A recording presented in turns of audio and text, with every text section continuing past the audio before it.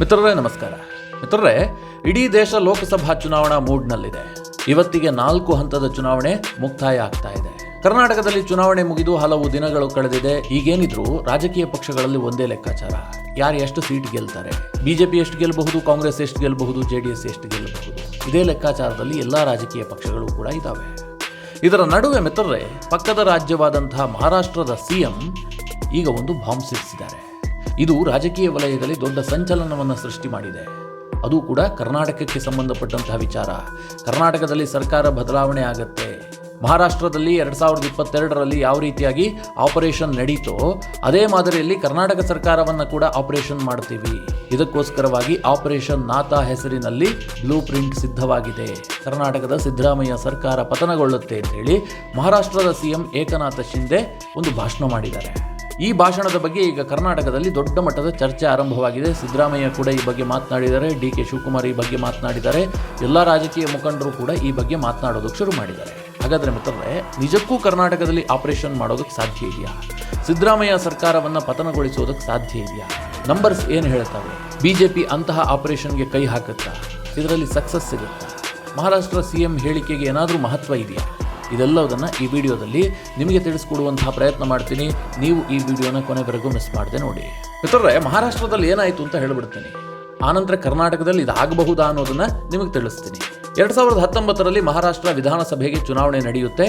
ವಿಧಾನಸಭೆ ಚುನಾವಣೆಗೂ ಮುಂಚೆ ಬಿಜೆಪಿ ಮತ್ತು ಶಿವಸೇನೆ ಮೈತ್ರಿ ಮಾಡ್ಕೊಂಡಿರ್ತವೆ.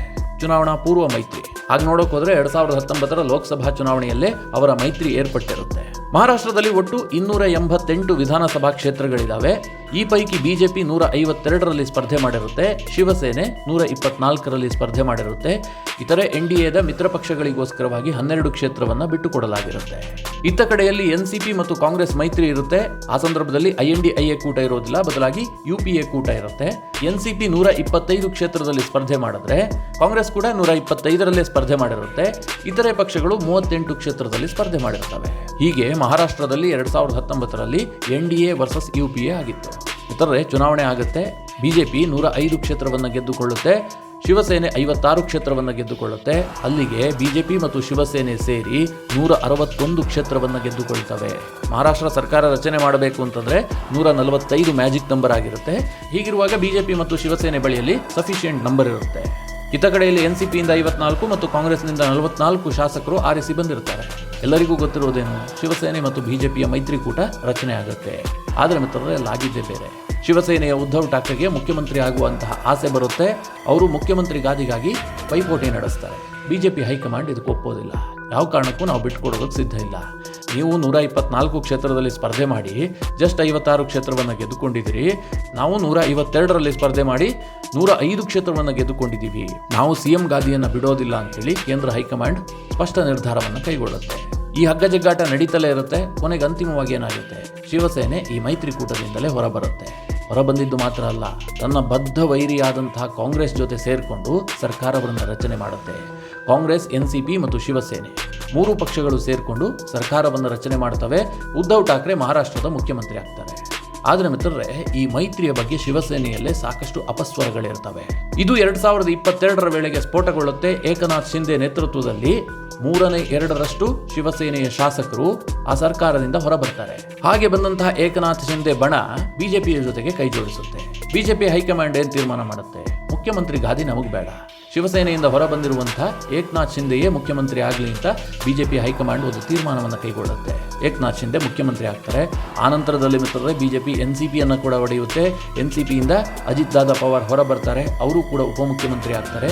ಈಗ ಮಹಾರಾಷ್ಟ್ರದಲ್ಲಿ NCPಯ ಒಂದು ಬಣ, ಶಿವಸೇನೆಯ ಒಂದು ಬಣ ಹಾಗೂ ಬಿಜೆಪಿ ಈ 3 ಪಕ್ಷಗಳು ಸೇರಿಕೊಂಡು ಸರ್ಕಾರ ನಡೆಸ್ತಾ ಇದ್ದಾವೆ. ಇದು ಮಹಾರಾಷ್ಟ್ರದಲ್ಲಾದಂತಹ ಬೆಳವಣಿಗೆ. ಈಗ ಅದೇ ಮಹಾರಾಷ್ಟ್ರದ ಏಕನಾಥ ಶಿಂದೆ ಅವತ್ತೇನು ಶಿವಸೇನೆಯಿಂದ ಹೊರಬಂದು ಮುಖ್ಯಮಂತ್ರಿ ಆಗಿದ್ದಾರಲ್ಲ, ಅವರೇ ಹೇಳ್ತಿದ್ದಾರೆ ಕರ್ನಾಟಕದಲ್ಲೂ ಕೂಡ 2022ರಲ್ಲಿ ಮಹಾರಾಷ್ಟ್ರದಲ್ಲಿ ಏನಾಗಿತ್ತು ಅದೇ ಪುನರಾವರ್ತನೆ ಆಗುತ್ತೆ. ಕರ್ನಾಟಕದಲ್ಲಿರುವಂತಹ ಕಾಂಗ್ರೆಸ್ ಸರ್ಕಾರ ಒಡೆದು ಚೂರಾಗಿ ಹೋಗುತ್ತೆ. ಕಾಂಗ್ರೆಸ್ ಸರ್ಕಾರ ಪತನಗೊಳ್ಳುತ್ತೆ. ಸಿದ್ದರಾಮಯ್ಯ ಸರ್ಕಾರವನ್ನು ಆಪರೇಷನ್ ಮಾಡೋದಕ್ಕೆ ಆಪರೇಷನ್ ನಾಥಾ ಅನ್ನುವಂಥ ಹೆಸರಿನಲ್ಲಿ ಪ್ಲಾನ್ ರೆಡಿಯಾಗಿದೆ. ಬಿಜೆಪಿ ನಾಯಕರು ನಮ್ಮನ್ನು ಸಂಪರ್ಕ ಮಾಡಿದ್ದಾರೆ. ಹೀಗೆಲ್ಲ ಒಂದು ಭಾಷಣ ಮಾಡಿದ್ದಾರೆ. ಮಿತ್ರರೇ, ಇದು ಈಗ ಬಹಳ ಚರ್ಚೆಗೆ ಕಾರಣ ಆಗಿದೆ. ಕರ್ನಾಟಕದಲ್ಲಿ ದೊಡ್ಡ ಮಟ್ಟದಲ್ಲಿ ಚರ್ಚೆ ಆಗ್ತಾ ಇದೆ. ಮಾಧ್ಯಮಗಳಲ್ಲೂ ಕೂಡ ಇದು ಬೆಳಗಿನಿಂದಲೂ ಕೂಡ ಚರ್ಚೆ ಆಗೋದಕ್ಕೆ ಶುರುವಾಗಿದೆ. ಈ ಬಗ್ಗೆ ಸಿದ್ದರಾಮಯ್ಯ, ಡಿ.ಕೆ. ಶಿವಕುಮಾರ್ ಎಲ್ಲರೂ ರಿಯಾಕ್ಟ್ ಮಾಡೋದಕ್ಕೆ ಶುರು ಮಾಡಿದ್ದಾರೆ. ಮೊದಲಿಗೆ ಮಿತ್ರರೇ, ಕರ್ನಾಟಕದಲ್ಲಿ ಇದು ಸಾಧ್ಯನಾ ಅಂತ ಹೇಳಿಬಿಡ್ತೀನಿ. ಸದ್ಯ ಕರ್ನಾಟಕದಲ್ಲಿ 224 ವಿಧಾನಸಭಾ ಕ್ಷೇತ್ರಗಳಿದ್ದಾವೆ. ಈ 224ರ ಪೈಕಿ 2023ರ ಚುನಾವಣೆಯಲ್ಲಿ ಕಾಂಗ್ರೆಸ್ 136 ಕ್ಷೇತ್ರವನ್ನು ಗೆದ್ದುಕೊಂಡಿದೆ. ಒಂದು ಅಭೂತಪೂರ್ವ ಬಹುಮತ ಇದೆ ಕಾಂಗ್ರೆಸ್ ಬಳಿಯಲ್ಲಿ. ಕರ್ನಾಟಕದಲ್ಲಿ ಮ್ಯಾಜಿಕ್ ನಂಬರ್ ಎಷ್ಟು? ಕೇವಲ 113. ಕಾಂಗ್ರೆಸ್ ಬಳಿಯಲ್ಲಿರುವಂತಹ ನಂಬರ್ ಎಷ್ಟು? 136. ಅಂದರೆ ಕಾಂಗ್ರೆಸ್ಗೆ ಮ್ಯಾಜಿಕ್ ನಂಬರ್ಗಿಂತಲೂ ಕೂಡ ಸಾಕಷ್ಟು ಕ್ಷೇತ್ರಗಳು ಜಾಸ್ತಿ ಇದ್ದಾವೆ. ಇತ್ತ ಕಡೆಯಲ್ಲಿ JDS ಮತ್ತು BJP ಮೈತ್ರಿ ಇದ್ರೂ ಕೂಡ JDS ಬಳಿಯಲ್ಲಿರುವಂತಹದ್ದು ಕೇವಲ 19 MLAಗಳು ಮಾತ್ರ. BJP ಬಳಿಯಲ್ಲಿ 66 MLAಗಳು ಮಾತ್ರ ಇದ್ದಾರೆ. ಇವರಿಬ್ಬರನ್ನೂ ಸೇರಿಸಿದ್ರು MLAಗಳ ಸಂಖ್ಯೆ 85 ದಾಟೋದಿಲ್ಲ. ಮಿತ್ರರೇ, ಮಹಾರಾಷ್ಟ್ರದ ಏಕನಾಥ್ ಶಿಂದೆ ಹೇಳಿದಾಗೆ ಕರ್ನಾಟಕದಲ್ಲಿ ಸರ್ಕಾರ ರಚನೆ ಆಗಬೇಕಾದ್ರೆ ಸಿದ್ದರಾಮಯ್ಯ ಸರ್ಕಾರ ಅಲ್ಪ ಮತಕ್ಕೆ ಕುಸಿಬೇಕು. ಸಿದ್ದರಾಮಯ್ಯ ಸರ್ಕಾರ ಬಹುಮತವನ್ನು ಕಳೆದುಕೊಳ್ಳಬೇಕು ಅಂತಂದ್ರೆ 56 ಜನ ಕಾಂಗ್ರೆಸ್ನ ಶಾಸಕರು ರಾಜೀನಾಮೆಯನ್ನು ಕೊಡಬೇಕು. ಮಿತ್ರರೇ, 56 ಜನ ಶಾಸಕರು ರಾಜೀನಾಮೆ ಕೊಟ್ಟಿದ್ದಾದ್ರೆ ಅವರು BJPಯನ್ನಾಗಲಿ JDS ಅನ್ನಾಗಲಿ ಸೇರ್ಕೊಳ್ಳೋದಕ್ಕೆ ಸಾಧ್ಯ ಇಲ್ಲ. ಅವರು ರಾಜೀನಾಮೆಯನ್ನು ಕೊಟ್ಟು ಮತ್ತೆ ಚುನಾವಣೆಯನ್ನು ಎದುರಿಸಬೇಕು. 56 ಜನ ಶಾಸಕರು ರಾಜೀನಾಮೆ ಕೊಡ್ತಿದ್ದಂತೆ ಸರ್ಕಾರ ಬಿದ್ದು ಹೋಗುತ್ತೆ. ಮತ್ತೆ ಚುನಾವಣೆ ಆಗಿ ಅವರು ಗೆದ್ದು ಬಂದ್ರೆ ಅವರು ಹೊಸ ಸರ್ಕಾರದಲ್ಲಿ ಭಾಗಿಯಾಗಬಹುದು. ಇಲ್ಲದೆ ಇದ್ರೆ ಭಾಗಿಯಾಗೋದಕ್ಕೆ ಸಾಧ್ಯ ಇಲ್ಲ. ಇದು ಒಂದು ಪಾಸಿಬಿಲಿಟಿ. 56 ಜನ ರಾಜೀನಾಮೆ ಕೊಟ್ಟು ಮತ್ತೆ ಚುನಾವಣೆಯನ್ನು ಎದುರಿಸುವಂತಹದ್ದು.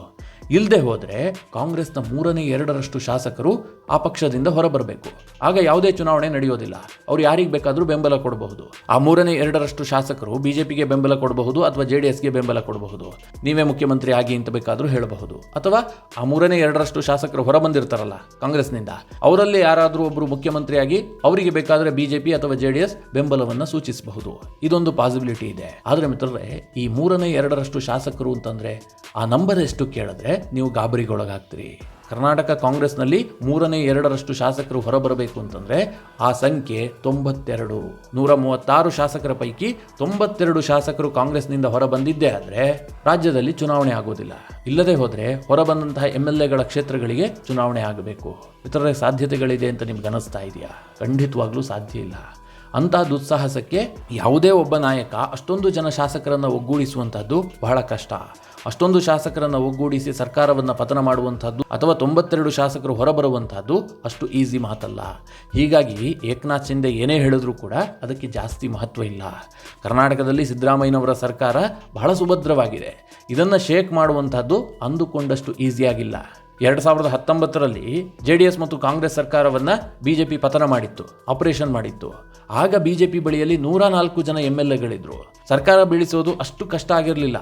ಆದರೂ ಕೂಡ BJPಗೆ ಕಷ್ಟ ಆಗಿತ್ತು. ಯಾಕೆಂದರೆ 17 ಜನ MLAಗಳನ್ನು ಹೊರತಂದಿದ್ರು. ಈಗ ಸಿದ್ದರಾಮಯ್ಯನವರು ರಾಜೀನಾಮೆ ಕೊಡಬೇಕು ಅಂತಂದರೆ 56 ಜನ MLAಗಳು ರಾಜೀನಾಮೆಯನ್ನು ಕೊಡಬೇಕು, ಕಾಂಗ್ರೆಸ್ನಿಂದ ಹೊರಬರಬೇಕು. ಇಲ್ಲದೆ ಹೋದರೆ 2/3 ಶಾಸಕರು ಅಂದರೆ 92 ಜನ ಶಾಸಕರು ಹೊರಬರಬೇಕು. ಈ ಎರಡು ಸಾಧ್ಯತೆಗಳು ಮಾತ್ರ ಇರೋದು ಕಾಂಗ್ರೆಸ್ ಸರ್ಕಾರವನ್ನು ಪತನ ಮಾಡೋದಕ್ಕೆ. ಇನ್ನೊಂದು ಲಾಸ್ಟ್ ಆಪ್ಷನ್ ಇದೆ. ಅದೇನು ಕೇಳಿದ್ರೆ, ಸದ್ಯ ರಾಜ್ಯದಲ್ಲಿ ಮ್ಯಾಜಿಕ್ ನಂಬರ್ ಇರುವಂತಹದ್ದು 113. ಒಂದು ವೇಳೆ 28 ಶಾಸಕರು ಏನಾದರೂ ರಾಜೀನಾಮೆ ಕೊಟ್ಟಿದ್ದೆ ಆದರೆ ಕಾಂಗ್ರೆಸ್ ಸರ್ಕಾರ ಬಹುಮತವನ್ನು ಕಳೆದುಕೊಳ್ಳುತ್ತೆ. ಅಂದರೆ ಮ್ಯಾಜಿಕ್ ನಂಬರ್ಗಿಂತ ಕಡಿಮೆ ಆಗುತ್ತೆ. ಆದರೂ ಕೂಡ ಸರ್ಕಾರ ಬಿದ್ದು ಹೋಗಿರೋದಿಲ್ಲ.